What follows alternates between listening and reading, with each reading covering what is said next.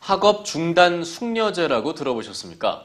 학교를 자퇴하려는 학생들에게 전문 상담을 통해 깊이 생각해볼 시간을 갖도록 하는 제도인데, 정부가 지난 1년 동안 학업 중단 숙려제를 운영한 결과 참여 학생 5명 가운데 1명은 자퇴 의사를 철회하는 효과가 있었다고 밝혔습니다. 하지만 실제로도 그럴까요? 일선 학교에서는 제도 자체가 실효성이 없다는 목소리가 나오고 있습니다. 이동현 기자입니다. 서울의 한 고등학교.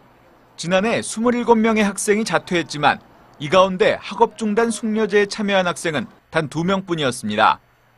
전문 상담도 받았지만 2명 모두 학교로 돌아오지 않았습니다. 학업 중단 숙려제는 자퇴 신청서를 제출한 학생을 전문 상담 기관인 위센터로 보내 2주 동안 숙려 기간을 갖도록 한 제도입니다.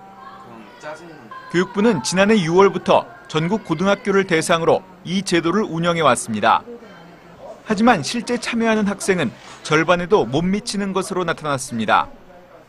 교육부 조사 결과 지역별 학업 중단 숙려제 참여율은 서울 21%, 전북 18%, 대전 9% 등이었습니다.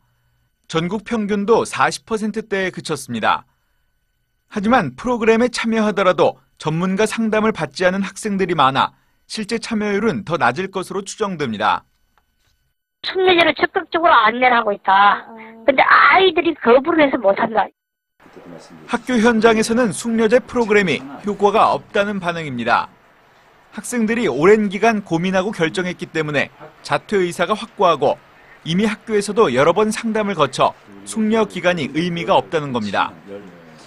이미 그 자퇴서를 내는 학생들은 결심을 완전히 굳힌 상태이고 상담을 부모님하고도 하고 담임 선생님하고도 하고 또 상담실의 선생님, 일반 상담 선생님 아니면 전문가 상담 선생님을 다 하고 나서 자퇴를 결심해서 자퇴서를 가지고 온 학생들이기 때문에 이미 그 학생들에게서는 사실 이 숙려제도라는 건 별 의미가 없다고. 전문 상담 기관이 제 역할을 못하고 있는 점도 문제입니다. 서울의 경우 특화된 상담 기관을 운영하고는 있지만 전문 상담사는 3명에 불과하고 자퇴생을 위한 맞춤형 상담 프로그램도 없습니다. 또 2주 동안 3시간 정도만 상담이 진행되고 있어 형식적으로 운영되고 있다는 비판도 나오고 있습니다.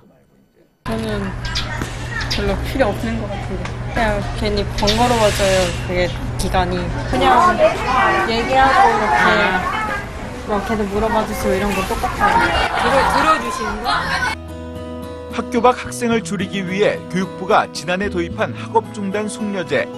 학생과 학교의 현실과 동떨어진 방식으로 운영되면서 있으나 마나한 제도로 전락하고 있습니다. EBS 뉴스 이동현입니다.